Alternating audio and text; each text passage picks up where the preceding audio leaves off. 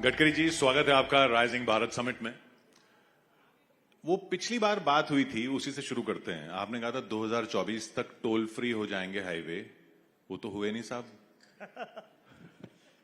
मैंने toll free नहीं कहा था। हाँ।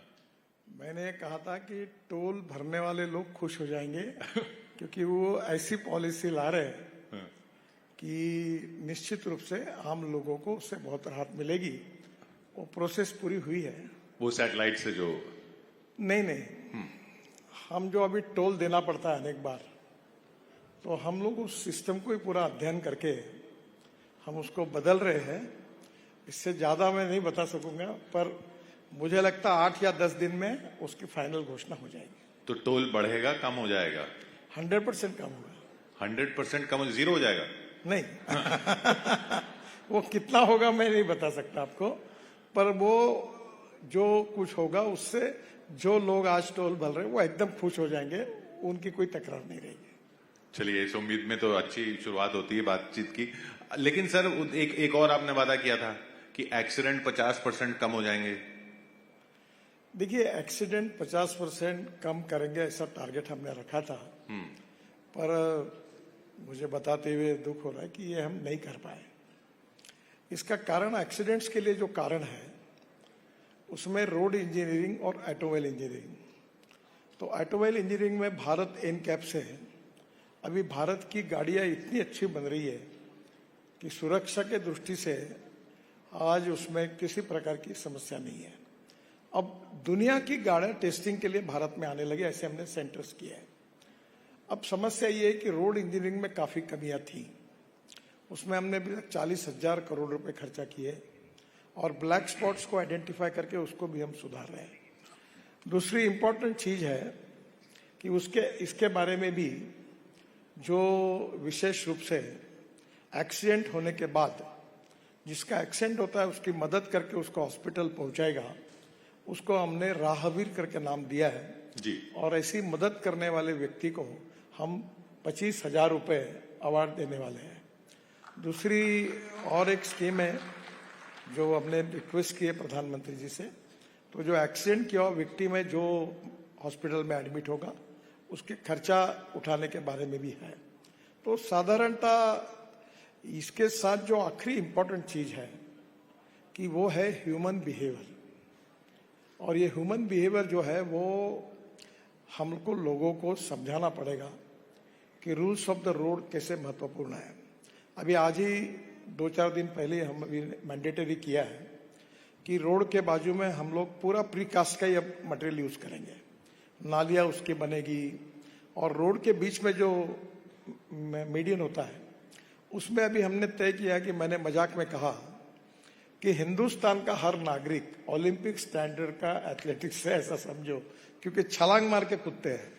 तो वो 3.25 फुट का हम बनाएंगे, 1 मीटर का दोनों बाजू से, बीच में मिट्टी भरेंगे, उसमें पेड़ लगाएंगे, तो कितना भी अच्छा खिलाड़ी होगा वो छलांग नहीं मार पाएगा। ऐसे बनाए जिससे एक्सीडेंट रुकेंगे। दूसरी बात, फुट ओवर ब्रिज बना रहे, जो हमने सुधार किया है कि वो स्कूटर और साइकिल जाकर ऊपर तक जाएगी और दोनों को भी उसका जाने रोड क्रॉस करने का समय नहीं आएगा। मतलब पैदल चलने वालों के साथ स्कूटर, साइकिल। और एक दिव्यांग और सीनियर सिटीजन के लिए हम लोग लिफ्ट लगाएंगे। सब कुछ करने के बाद में भी अभी हम लोग इसमें कमी नहीं कर पाए। अभी जो एक्सीडेंट्स हो रहे हैं उसमें 30,000 लोगों की मृत्यु इसलिए होती है कि वो हेलमेट नहीं पहनते। अभी हम ये भी सोच रहे कि 2 व्हीलर मैन्युफैक्चरर जब गाड़ी बेचेंगे तो अपने साथ 2 हेलमेट वो उस कीमत में ऐड करके उनको दें। और एक बात ऐसी है कि मोबाइल पर बात करना, और 10,000 बच्चे इसलिए मरते कि उनके स्कूल के सामने एग्जिस्ट और एंट्री में कुछ कमियां हैं। तो हमने आइडेंटिफाई किए रीजंस। इसमें ह्यूमन बिहेवियर ये सबसे बड़ा प्रॉब्लम है। कानून के प्रति डर भी नहीं और सम्मान भी नहीं, ऐसी विचित्र स्थिति हमारे देश में है। अभी जो ड्राइविंग लाइसेंस होते हैं उसके लिए हम वो अपने मोबाइल पर बैठकर वो टेस्ट दे सकेगा लर्निंग लाइसेंस के लिए, और उसके बाद फिर उसको एक्चुअल ड्राइविंग की भी परीक्षा देनी पड़ेगी। तो बहुत से प्रयास हमने किए, लोगों का सहयोग मिल रहा है, स्कूल के बच्चों के लिए कार्यक्रम कर रहे हैं, एनजीओ, सोशल ऑर्गेनाइजेशन की मदद ले रहे हैं। अभी हमारे यहाँ नेहरू युवा केंद्र भी बड़े प्रमाण पर ये काम करने के लिए उनके साथ भी 100 सेंटर वो खोल रहे हैं। पर एक बात जरूरी है कि जनता का जब तक सहयोग नहीं मिलेगा और रूल्स ऑफ रोड के बारे में जनता के मन में सम्मान नहीं होगा, हम वायोलेशन नहीं करेंगे, इस प्रकार की कमिटमेंट नहीं होगी, तब तक ये मुश्किलें हैं। हम कोशिश कर रहे हैं, मीडिया से भी सहयोग लिया, आपके द्वारा भी बहुत अच्छा सहयोग मिला। अभी शंकर महादेवन ने एक अच्छा सॉन्ग बनाया जो बहुत पॉपुलर हो आपके ही कार्यक्रम में। अमिताभ बच्चन जी ने काफ़ी बड़ा इंटरेस्ट लिया, काफ़ी सेलिब्रिटीज भी मदद कर रही है। तो धीरे धीरे लोगों तक जब तक हम ये समझा नहीं पाएंगे तो वो एक समस्या, हमारी कोशिश चल रही है और अभी जिस प्रकार से हम प्रयास कर रहे हैं, मैं उम्मीद करता हूं कि निश्चित रूप में इसमें सुधार होगा।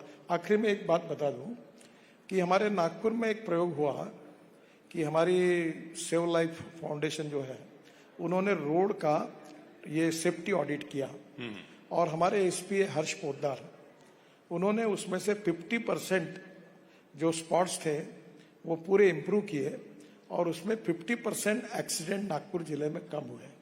तो अभी उनका प्रेजेंटेशन भी मैंने यहाँ रखा है हमारे अधिकारियों के सामने कि हम पुलिस वालों को भी ट्रेन करें कि भाई जो जो ब्लैक स्पॉट्स है, जो एक्सीडेंट वहाँ जाए, अध्ययन करें, और अगर ये भी इम्प्रूवमेंट हुआ स्टेट हाईवे में, शहर के रोड में, नेशनल हाईवे में, तो मुझे लगता है हम कम कर सकेंगे।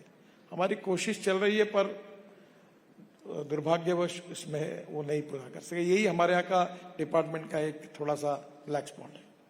आपने नागपुर की बात की कि सड़क हादसे कम हुए हैं, तो गाड़ी थोड़ी दूसरी तरफ मोड़े। जो हादसा हुआ या जो चीज हुई, जो दंगा हुआ या जो बवाल हुआ, वो तो नागपुर में कभी नहीं होता था। आप नागपुर से आते हैं, देवेंद्र जी नागपुर से आते हैं, बावनकुले साहब नागपुर से आते हैं, आरएसएस नागपुर में है। नागपुर में कभी दंगा नहीं होता था, तो कहाँ चूक हो गई? ऐसा नहीं होता है, नागपुर में इसके पहले भी दंगा हो चुका है। दंगा होने के लिए कोई छोटी सी घटनाएं कारणीभूत होती है। एक spark neglected burn the house, तो ये दुर्भाग्यपूर्ण है, पर अभी अच्छा वातावरण है और हमारी कोशिश है कि सब मिलकर शांति का माहौल बना रहे और अभी हम सब लोग उसके लिए कोशिश कर रहे हैं। आपकी क्या राय है? ये जो औरंगजेब की कब्र को लेकर बार बार बात करते हैं, महाराष्ट्र में औरंगजेब की कब्र है, अब है तो है, होनी चाहिए, नहीं होनी चाहिए? मुझे लगता है इसके बारे में बहुत चर्चा हुई है और मैं कोई कंट्रोवर्सी में नहीं गिरना चाहता, पर स्वाभाविक रूप से इसमें काफी प्रमुख लोगों ने बहुत अच्छे स्टेटमेंट दिए हैं।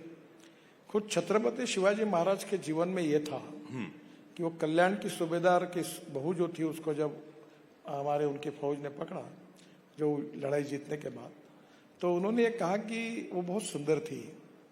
तो उन्होंने कहा कि मेरी माँ भी सुंदर रहती तो मैं भी इतना सुंदर बनता, और उसको साड़ी और सब देके उन्होंने उसको उनके घर पर पहुंचाया। अफजल खान ने जब उनको मारने की कोशिश की, तब उन्होंने उसका प्रतिकार के रूप में किया, जिसमें अफजल खान की मौत हुई प्रतापगढ़ पर। तो शिवाजी महाराज ने शाही सम्मान के साथ उनका दफन प्रतापगढ़ पर किया। तो स्वाभाविक रूप से मुझे लगता है कि इन सब बातों को ध्यान में रखते हुए छत्रपति शिवाजी महाराज की भूमिका को लेकर निश्चित रूप से हमारी भारतीय संस्कृति, इतिहास और विरासत बहुत महत्वपूर्ण है। पूरा विश्व हमारे तरफ देखता है, तो इस समय निश्चित रूप से समाज में भी अगर सही भूमिका रहेगी तो ऐसे विषयों पर जो विवाद होते वो नहीं होंगे। और वक्फ को लेकर जो हो रहा है, वक्त तो मुझे लगता है वो तो सबके हित में है। आप अगर केस टू केस जाएंगे तो वक्त में बड़े प्रमाण पर विवादित जमीनों में लोगों ने उसको कब्जा किया है, और ये जमीन अगर बाजू हो जाएगी तो engineering college, medical college, skill development institute, research institute, समाज के उपयोगी अनेक कामों के लिए इसका उपयोग होगा, जिसमें मुस्लिम समाज का बहुत बड़ा फायदा होगा। और इसलिए ये जो वोट बैंक की राजनीति के कारण जो सामाजिक सुधार है एक प्रकार से, उसको विरोध करना ठीक नहीं है। अगर कोई डिटेल में वक्फ बोर्ड के पीछे जो बिल आया उसकी स्पिरिट को समझेगा तो इसका सोशियो इकोनॉमिक इम्पैक्ट सोसाइटी पर अगले 25-30 साल कितना फायदेमंद होगा, ये अगर लोगों के ध्यान में आएगा तो मुझे लगता है कि कोई इसका विरोध नहीं करेगा। ये वोट बैंक पॉलिटिक्स की आपने बात की, समुदायों को लेकर होती है, लेकिन भाषा को लेकर भी होने लग गई अब। और आप बिजनेस को समझते हैं, ये मुंबई के लिए खतरनाक नहीं है अगर इस तरह से अग्रेसिव कि भाई मराठी बोलो, बोल कर दिखाओ? देखिए, ये समाज में कोई माइक्रोस्कोपिक माइनॉरिटी होती है, कोई लोग होते हैं, ये कोई कुछ बातें करते हैं, आप उनका कॉग्निजेंस क्यों लेते हो? पर वो आपने कॉग्निजेंस लेने के बाद उसको और चर्चा मिलती है, लोगों के पास जाता है। मुझे लगता है जो समाज के हित में बातें हैं उसको प्रोपोगेट करना चाहिए, और जो समाज के लिए उपयोगी नहीं है उसको निग्लेक्ट करना चाहिए। एक फेज रहती है, थोड़े दिन चलता है और लोग उसको भूल जाते हैं, नजरअंदाज करते हैं। बिल्कुल, लोग कभी ऐसे मुद्दे टिके नहीं है। देखो, कोई भी व्यक्ति उसकी जात, पंथ, धर्म, भाषा और सेक्स से बड़ा नहीं होता, उसके गुणों से बड़ा होता है। और हमारे सामाजिक और राजनीतिक स्थिति में ये बात सिद्ध हो गई है। धीरे धीरे हम प्रगतिशील, समृद्ध और संपन्न समाज की ओर जा रहे हैं, तो ये भी बात निश्चित रूप से होगी। और ये चित्र दिख भी रहा है, जो नई पीढ़ी आ रही है और शिक्षा का जो प्रसार हुआ है, उसमें लोग अब जात, पंथ, धर्म, भाषा और सेक्स से ऊपर उठकर सोशल और इकोनॉमिक इक्वेलिटी की सोच में आगे काम कर रहे हैं। तो ये जो प्रगतिशील समाज बन रहा है उसको हम ज्यादा सपोर्ट करें, मोमेंटम दें, ये ज्यादा अच्छा होगा। ये आपने ह्यूमन बिहेवियर के चेंज की बात की, और आप तो बहुत शांत और सौम्य दिखते हैं किसी भी कंट्रोवर्शियल मुद्दे पर भी। आप जब गाड़ी से जाते हैं, आपको रोड रेज आता है? देखिए, पहली बात तो ऐसी है कि मैं भी अनेक बार देखता हूं। अब क्या है कि इन बातों की जाहिर चर्चा नहीं होती। मैं एक नागपुर में एक बड़ा तालाब मैंने अच्छा बनाया, उसका पूरा जो गंदगी थी साफ की, और एक दिन मैं जा रहा था, मेरे साथ 40-50 गाड़ी थी, एक व्यक्ति उसमें यूरिन कर रहा था। मुझे गुस्सा अनावर हुआ, क्योंकि वो स्वच्छता के साथ मेरी कमिटमेंट थी। देखिए, जैसे वायलेशन करते हैं, इसका संबंध व्यक्ति के संस्कारों से है, और संस्कार का संबंध उसके प्रशिक्षण से है।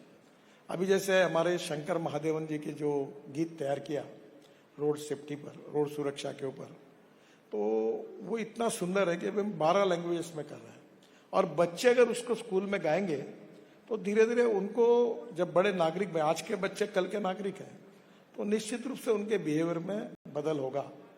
और कोई भी सुसंस्कृत समाज में इसी प्रकार से समाज बदलते रहता है। और हम आर्थिक दृष्टि से जैसे विकसित हो रहे हैं, सामाजिक दृष्टि से जैसे प्रगतिशील हो रहे हैं, वैसे ह्यूमन बिहेवियर में भी हमारा समाज धीरे धीरे आदर्श की तरफ जा रहा है। एक आध दो लोग कुछ अगर करते तो उसको अपवाद मानना चाहिए, और धीरे धीरे जब लोगों को ध्यान में आया कि हमने गलत करने से लोग हमारे बारे में हमको बहिष्कृत करते हैं, तो धीरे धीरे सब लोग अच्छा ही करेंगे। अगर नितिन गडकरी जी को किसी ट्रैफिक चौराहे पर एक दिन का ये काम दिया जाए कि आपको चालान काटने, आपको फाइन करना है, तो सबसे बड़ा फाइन किस पे करेंगे आप? किसका चालान सबसे पहले काटेंगे? अभी कोई चालान फाटने की जरूरत नहीं, अब स्कैनर और कैमरे लग गए हैं। और आपको आश्चर्य होगा, मुंबई में मेरी गाड़ी है, वरेड़ी बांद्रा सीलिंग प्रोजेक्ट बनाने का मुझे सौभाग्य मिला। 2 बार मुझे भी फाइन हुआ और फाइन पे नोटिस मेरे पास आए। तो अब तो कोई बचा नहीं सकता, कैमरा कैच करता है। आपने भरा फाइन? हाँ। कितने का था? वो 500 रुपये। अब तो बहुत बढ़ा दिया आपने। देखिए, फाइन बढ़ाना ने कोई पैसा वसूल करना और रेवेन्यू मिलाना सरकार के लिए उद्देश्य नहीं है। फाइन इसलिए है कि हम कानून के प्रति सम्मान रखें। और मैं चाहता हूं, लोग जब बोलते हैं कि भाई फाइन बढ़ गया, अरे भाई आप वायलेशन मत करो ना, आपको फाइन भरने की आवश्यकता ही नहीं पड़ेगी। आपने एक बड़ी उपलब्धि अपनी मानी हमेशा ई रिक्शा, कि अब आदमी आदमी को नहीं खींचता, अब साइकिल रिक्शा नहीं है, हाथ का रिक्शा नहीं है, अब ई रिक्शा है। वही ई रिक्शा अब एक बड़ी समस्या भी बनते जा रहे हैं, पार्लियामेंट तक में सवाल उठ रहे हैं, यूपी में बहुत एक्शन हो रहा है। वो क्या कहीं चूक हो गई, या कहीं आउट ऑफ कंट्रोल चला गया मामला, या उसको अब उसको ठीक करने की जरूरत है? देखिए, पहली बात तो ऐसी है कि ई रिक्शा ये गरीबों के लिए है, लास्ट माइल कनेक्टिविटी के लिए कोई ना कोई आवश्यक चीज है जो ट्रांसपोर्ट चाहिए। दूसरी बात, ई रिक्शा में 4 लोग बैठते हैं और उसका किराया बहुत रिजनेबली कम है। जब ये ई रिक्शा बना तब इसमें स्वाभाविक रूप से जो ऑटोमोबाइल कंपनियां थी वो भी कोर्ट तक गई, क्योंकि एक्सेल इस कंपनी का था, चक्का उसका था, तो इसके ऊपर बहुत विवाद हुआ। तब मैंने एक भूमिका ली कि ये रिक्शा गरीब के लिए है, और 1 करोड़ लोग आदमी आदमी को खींचने का काम करते हैं, ये अमानवीय है। और इसलिए मैंने गांधी जी को याद करके उन्होंने एक बात कही थी कि जब आपको कोई निर्णय करना पड़ेगा और अगर कानून तोड़ना पड़ता है तो वो अगर गरीब के हित में होगा तो तोड़ने में कोई गुनाह नहीं है। तो मैंने ये सबको मान्यता देकर वो रिक्शा अगर मैं स्टैंडर्ड में रखता तो 1.5 लाख रुपए की होती, तो मैंने उसको करके 80,000 रुपए में वो मिलने लगी ताकि गरीबों को वो कर सके। फिर धीरे धीरे उसमें एक प्रॉब्लम आया कि ये डुप्लीकेट पार्ट और इधर उधर के, मैं कोई देशों के नाम नहीं लेता हूं, उसकी मोटर लाके ये करके ये चलने लगा। अभी ऐसा हुआ है कि 2 व्हीलर मैन्युफैक्चरर बड़ी कंपनियां भी अब ई ऑटो रिक्शा बना रही है, ई रिक्शा बना रही है। और उसमें अभी स्टैंडर्ड्स में भी हमने ये कहा है कि इसके बारे में अभी भारत एनकैप जो हमने किया है कि जिसमें हर कार का टेस्ट होती है, तो अब धीरे धीरे भारत एनकैप में हम ई रिक्शा के भी टेस्टिंग की बात अध्ययन कर रहे हैं ताकि अच्छे क्वालिटी की रिक्शा बने, 8 से 10 साल उसका लाइफ रहे और थोड़ा कीमत थोड़ी बहुत ज्यादा रहेगी तो अड़चन नहीं, पर वो क्वालिटी का प्रोडक्शन हो। दूसरी बात, ई रिक्शा में ड्राइविंग लाइसेंस नहीं लगता। आजकल दिव्यांगों भी ई रिक्शा चलाने लगे, महिलाएं चलाती है, उनके रोजगार का साधन है। आप समझो कि ई रिक्शा और ई कार्ट का अगर हिसाब लगाएंगे तो 1.5 करोड़ लोगों को रोजगार मिला है और पोल्यूशन नहीं है। तो थोड़ा सा अभी कुछ संस्थाएं कर रही है कि ई रिक्शा चलाने वालों को भी थोड़ा ट्रेनिंग, मैनर्स, एटिकेट्स, ऐसा सोशल उपक्रम चल रहा है। अब उसको ड्राइविंग लाइसेंस और सब में लाएंगे तो उससे तकलीफें बढ़ेगी। तो एक तरफ गरीब को तकलीफ नहीं होनी चाहिए, ये भी भाव हमारे मन में है, और दूसरी ओर क्वालिटी का काम हो, वायलेशन भी नहीं हो, ये भी हमारा उद्देश्य है। दोनों के बीच में से वे आउट निकालेंगे। अभी अगर दिल्ली की बात करें, दिल्ली में इस साल अगर किसी को गाड़ी लेनी हो तो आपके पास आए वो कि गडकरी साहब मुझे कौन सी गाड़ी लेनी चाहिए, अभी पेट्रोल लूं, डीजल लूं, इलेक्ट्रिक लूं, हाइब्रिड लूं, बायोफ्यूल वाली लूं, फ्यूल सेल वाली लूं, आगे क्या होने वाला है? मैं तो इतना ही कहूंगा, कोई भी गाड़ी खरीदी करो पर पेट्रोल और डीजल की छोड़कर कोई भी खरीदी करो, ये उनके ऊपर छोड़ दिया।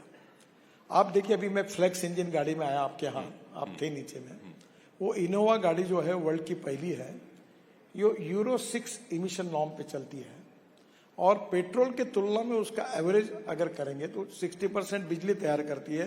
तो पेट्रोल का भाव होता है 25 रुपए लीटर। तो ये जो बायोफ्यूल और ये जो फ्लेक्स इंजन है, इसकी अब 11 कंपनियों ने गाड़ियां बनाई है। अभी 2 व्हीलर में सीएनजी की स्कूटर आ गई। अभी सीएनजी की मोटरसाइकिल जो है वो पेट्रोल पे चलती है तो 2 रुपए 40 पैसे लगता है पर किलोमीटर, और सीएनजी पर चलता है तो 1 रुपया लगता है। अब परली से, राइस स्ट्रॉ से सीएनजी बनाने वाले, बायोमास से बना 400 प्रोजेक्ट अपने देश में हो रहे, उसमें 90 शुरू हो गए हैं। तो ये एक प्रकार से वेस्ट टू वेल्थ वाली बात भी होगी। तो मुझे लगता है कि आने वाले समय में इलेक्ट्रिक, फ्लेक्स फ्यूल और हाइड्रोजन, और मेरे पास हाइड्रोजन की भी गाड़ी है, तो मैं ये मानता हूं कि धीरे अभी हमने हमारे डिपार्टमेंट ने एक प्रोजेक्ट लिया, 7 उसके पार्ट है और टाटा से लेकर अशोक लेलैंड तक सब कंपनी को दिया। और पहली बार मैंने 2 ट्रक टाटा के एक हाइड्रोजन फ्यूल सेल पर जो है वो लॉन्च किया, और एक आईसी इंजन यानी पेट्रोल डीजल का इंजन, उसमें हाइड्रोजन डाल के चल सकती, उसको लॉन्च किया है। हाइड्रोजन में transport of hydrogen and filling of hydrogen ये थोड़ी समस्या है, पर जल्दी उसके ऊपर समाधान निकलेगा। और हाइड्रोजन हमारे भविष्य का फ्यूल है, और आज हम ऊर्जा को आयात करने वाला देश है, क्योंकि 22 लाख करोड़ रुपए हमारे देश के इंपोर्ट में जाते हैं, और ऊपर से प्रदूषण होता है जो दिल्ली वाले अनुभव करते हैं। पर मेरा विश्वास है कि मोदी जी के नेतृत्व में जो नीति हमने अपनाई है, तो निश्चित रूप से आने वाले दिनों में हम ऊर्जा को आयात करने वाला नहीं तो भारत ऊर्जा को निर्यात करने वाला देश बनेगा, ये मेरा दृढ़ विश्वास है।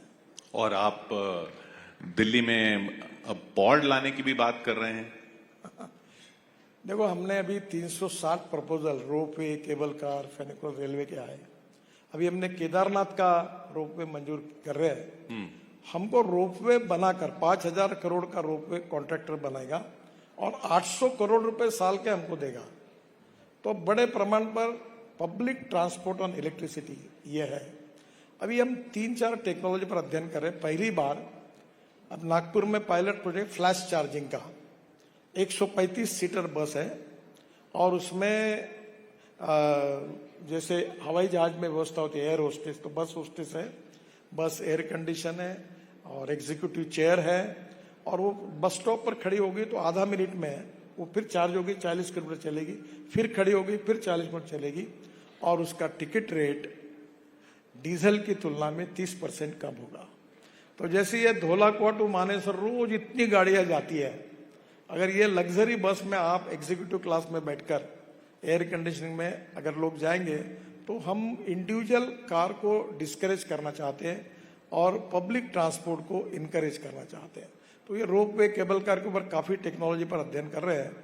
ये जो हिथरो वाला जो पॉइंट्स वाला सिस्टम है वो भी एक इंडियन उद्योजक ने उसको लिया है और उसका कल ही मेरे यहाँ प्रेजेंटेशन हुआ है। हम काफी टेक्नोलॉजी का अध्ययन कर रहे हैं, पर हमारा आग्रह है कि पब्लिक ट्रांसपोर्ट और इलेक्ट्रिसिटी पर ये इंडिजिनियस टेक्नोलॉजी बने। रोप वे केबल कार में विशेष रूप से जो कंपनी है वर्ल्ड में, प्यूमा, डॉफलमेयर, ये सब बाहर की और उनकी कॉस्ट बहुत ज्यादा होती है। तो हमारे यहाँ कॉस्ट कम करने के लिए मेक इन इंडिया और मेड इन इंडिया होगा। तो निश्चित अभी 360 प्रपोजल हमारे पास है और आने वाले दिनों में और 1000 तक जा सकते हैं। और फिर बड़े शहरों में भी हम लोग, ये जो अभी बंगलोर कर्नाटक के मुख्यमंत्री मुझे मिले थे तो मैंने एक बार उनको 2 आइडिया दी थी कि बंगलोर में जमीन के अंदर से टनल बनाए और उससे ग्रेनाइट निकलेगा, वो भी बेचे और वो टोल पर कैसे चलाए। तो उन्होंने मुझे प्रपोजल दिया कि आपकी योजना पर आप अध्ययन करके करिए। दूसरा, जहां एक ब्रिज है वहां 3 लेयर ब्रिज बनाए। अभी हम चेन्नई में बना रहे, पूना में 50,000 करोड़ के ब्रिज बना रहे हैं। तो कुछ जैसे दिल्ली में हम लोग 1 लाख करोड़ रुपए के काम दिल्ली एनसीआर में कर रहे हैं और अभी दिल्ली को ट्रैफिक जाम और प्रदूषण से मुक्त करने के लिए और हमने अध्ययन शुरू किया है और एक अच्छा प्लान बनाकर उस पर काम करने की कोशिश है। तो कर्नाटक के मुख्यमंत्री आपकी सुनते हैं? इसमें सुनना न सुनने का क्या, नहीं मतलब आपकी पार्टी के नहीं है ना? आप देखिए, मैं रोड बनाता हूँ, एक एमपी बीजेपी का है तो रोड बनाऊं और दूसरा एमपी कांग्रेस का है तो रोड स्टॉप कर दूं, ऐसा तो मैं नहीं कर सकता। क्योंकि रोड जब पूरा बनेगा तो इसमें कोई पॉलिटिक्स नहीं है। इस देश के विकास में जो भी होगा, जिसका काम जो सही है, मैं सबका करता हूं और प्रधानमंत्री जी भी कहते हैं कि सबका साथ, सबका विकास, सबका प्रयास और सबका विश्वास। तो इसमें राजनीति करने की आवश्यकता नहीं और हम करते भी नहीं। नहीं, आप नहीं करते हैं, पर उधर से आपको कहीं फेस होती है स्टालिन साहब की तरफ से, तमिलनाडु में स्टालिन साहब की तरफ से, वो बाकी सब चीजों पे तो काफी पॉलिटिक्स नहीं होता। मैं जब भी प्रॉब्लम आता फोन उठा के सबसे बात करता हूँ, ममता जी से बात करता हूँ, स्टालिन से करता हूँ और कर्नाटक के मुख्य कभी कभी नाराज भी हो जाता हूँ, ये इतने प्रोजेक्ट फॉरेस्ट में फंसे, इतने लैंड एक्विजिशन में फंसे, तो मैं सबसे बात करता हूँ, तुरंत बैठते। इस बार कर्नाटक के मुख्यमंत्री जी ने, मैंने पिछले बार कहा इतने आपके पास पेंडिंग है, 10,000 करोड़ के काम मैं शुरू कर सकता हूँ पर इसके अटके हुए हैं। तो इस बार जब आए तो 38 में से 26 प्रपोजल उन्होंने क्लियर कर दिया। तो इसमें कोई पॉलिटिक्स का संबंध नहीं है। पर जो ईज ऑफ डूइंग बिजनेस या ease of doing government also वाली बात भी आ जाती है, उसमें अब आपके मंत्रालय के जो प्रोजेक्ट्स हैं या जो भारतमाला के जो प्रोजेक्ट है, पहले 3,000 करोड़ तक आप अप्रूव कर सकते थे, अब 1,000 करोड़ तक पे आपको कैबिनेट के पास जाना पड़ता है, उससे नुकसान नहीं होता? देखिए, 1,000 करोड़ में जीएसटी और लैंड एक्विजिशन अलग है, तो प्रोजेक्ट 1400 से 1500 करोड़ का होता है। और ये बहुत पहले से, भारतमाला में हमको ज्यादा पावर थी, पहले से यही पावर थी। अब हम लोग क्या करके, हम जो प्रोजेक्ट तैयार कर रहे हैं 5,000, 6,000, 8,000 करोड़ के, कोई 22,000 करोड़, तो एक पूरा जो कॉरिडोर है, जैसे दिल्ली मुंबई हमने रोड बनाया 1 लाख करोड़ का है, तो उसमें तो 28-30 पैकेजेस है। तो हमने ये अभी कॉरिडोर पूरा तैयार करके हमको कैबिनेट अप्रूवल के लिए भेजते हैं, कोई प्रॉब्लम नहीं है, हम वो भेजते हैं। फाइनेंस की कमेटी है, हमारे यहाँ की कमेटी है, सब अप्रूवल मिलके मिलते हैं, काम तो हो रहे हैं। और मैंने अभी एक पार्लियामेंट में अभी घोषित किया कि 10 लाख करोड़ के 4 लेन के रोड हम बनाएंगे 2 साल में। और मैंने आज उनको कहा कि इसको शुरू, लैंड वगैरह सब अवेलेबल है, और जहां ट्रैफिक पीसीयूज में 10,000 से ऊपर गया उसको हम 4 लेन कर रहे हैं। तो ऐसे 25,000 किलोमीटर की लेंथ है। और ये करने से, क्योंकि मैंने आज ही सेक्रेटरी और अधिकारी मीटिंग में, मतलब मेरा एक सपना है, फिर से आपको कह देता हूँ, सपना है, मेरी उद्दिष्ट है मेरा डिक्लेरेशन नहीं है। आप चिपका देंगे नहीं तो कि मैंने आज डिक्लेयर किया। मेरा एक सपना है कि भारत में 100 किलोमीटर पर डे हाईवे बने और ये पूरा करने की कोशिश मैं इस 2 साल में करूंगा। और ये जो 25,000 किलोमीटर अगर मैं करूं, जिसके लिए ना फॉरेस्ट की जरूरत है, ना एनवायरमेंट की क्लियरेंस की जरूरत है, ना लैंड एक्वायर करनी है, ये अगर मैंने कर दिया तो मुझे लगता है कि एक बार ये पूरा होगा। आपने सपनों की बात की। आप जब पार्टी अध्यक्ष थे, बहुत सारे सपने थे, बहुत सारे सपने पूरे हुए, पर एक सपना जो बहुत लंबा चल रहा था और उस पर उस वक्त भी आपने ध्यान दिया था, और वो कार्यकर्ता सब निकल के मंत्री वगैरह बन गए हैं, वो था दिल्ली में सरकार बनाने का। वो अब जाके पूरा हुआ। उस पे उसकी संतुष्टि ज्यादा थी या बाकी कामों की संतुष्टि ज्यादा? देखिए, राजनीति में पहली बात तो ऐसे है कि मैं बहुत बार ये कहता हूं कि politics is a instrument of socio economic reform. मैं आपको, कभी आप आइए, मैं रोड और टनल और ब्रिजेस के बारे में नोन हूं। मुझे 11 डॉक्टरेट मिली है, डिलीट्स। उसमें से 6 डिलीट जो है मेरी, वो एग्रीकल्चर साइंस में है। मैं वाटर कंजर्वेशन में काम करता हूँ, फिर मैं ऑर्गेनिक फ्रूट वेजिटेबल पे काम करता हूँ, फिर मैं बालों से एमिनो एसिड बनाता हूँ, और मैं साड़ियाँ भी बनाता हूँ।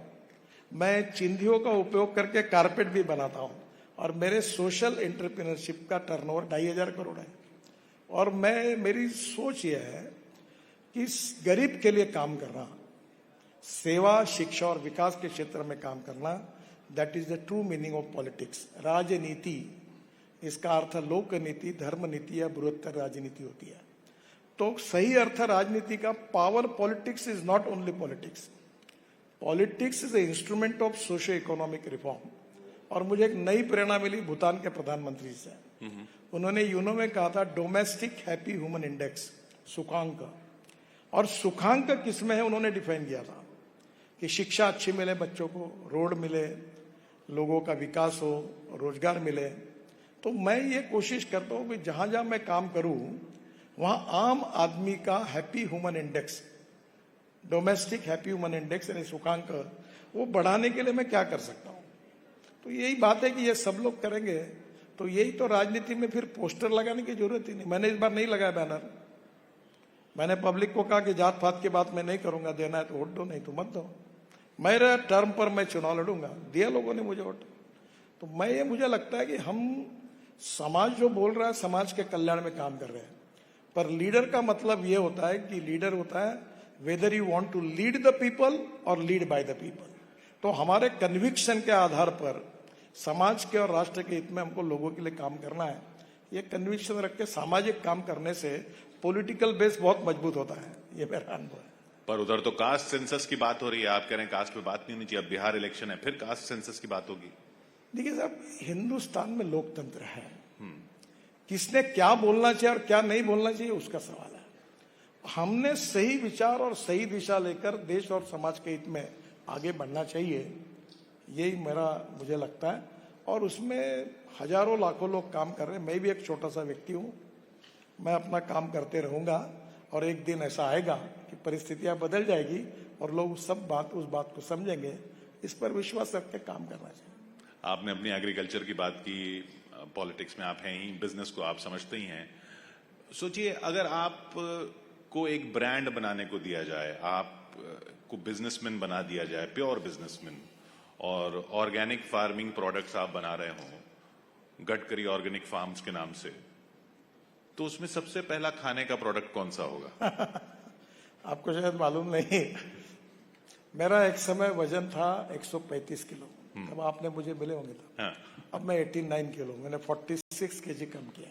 राजनीतिक वजन तो बढ़ गया। और मैं पुराने समय, मुझे एक ने पूछा, आपके जैसे पत्रकार ने, कि आप इतने बड़े बड़े काम कर रहे हो, टनेज बना रहे हो, रोड बना रहे हो, तो आप बहुत सोचते होंगे, बहुत अध्ययन करते होंगे, बहुत विचार करते होंगे, तो आप क्या विचार कर रहे हैं?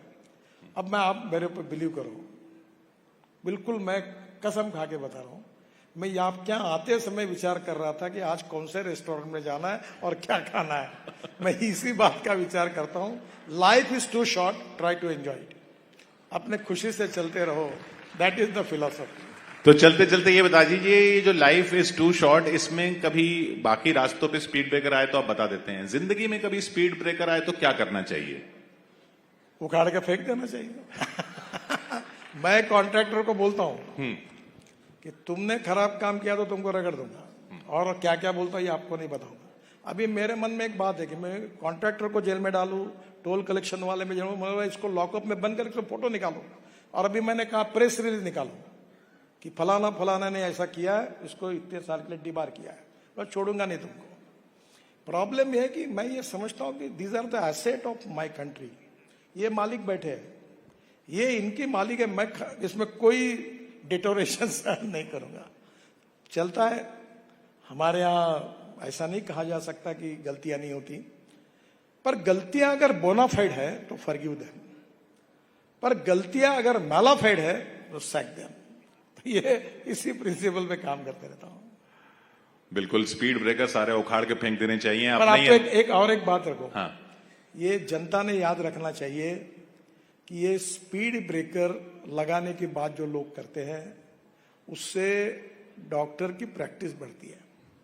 ये जो स्लिप डिस्क के प्रॉब्लम है ये स्पीड ब्रेकर के कारण होते हैं, तो स्पीड ब्रेकर मत लगाओ। अभी नई सिस्टम आई है कि अलग अलग प्रकार के चमकने वाले पेंट है, उससे वो इस प्रकार का जेब्रा डिजाइन तैयार करते हैं कि जिसके कारण गाड़ी की स्पीड कम होती है। स्पीड ब्रेकर बनाने से आपको पीठ का दर्द, स्लिप डिस्क का प्रॉब्लम होगा। और प्रॉब्लम यह है कि हमारे हर जगह पर जनता इतना बड़ा आंदोलन करती है कि हमारे गांव में स्पीड ब्रेकर बनाओ। तो मैं ये कहूंगा कि स्पीड ब्रेकर मत बनाओ, और कुछ बने होंगे तो उखाड़ के फेंको। और सरकार में भी सारे स्पीड ब्रेकर उखाड़ के फेंक देने चाहिए शायद। बहुत बहुत शुक्रिया आपका। आप गलती जगह मत जाइए। बहुत बहुत शुक्रिया नितिन गडकरी अपने ही अंदाज में rising Bharat summit. Thank you very much.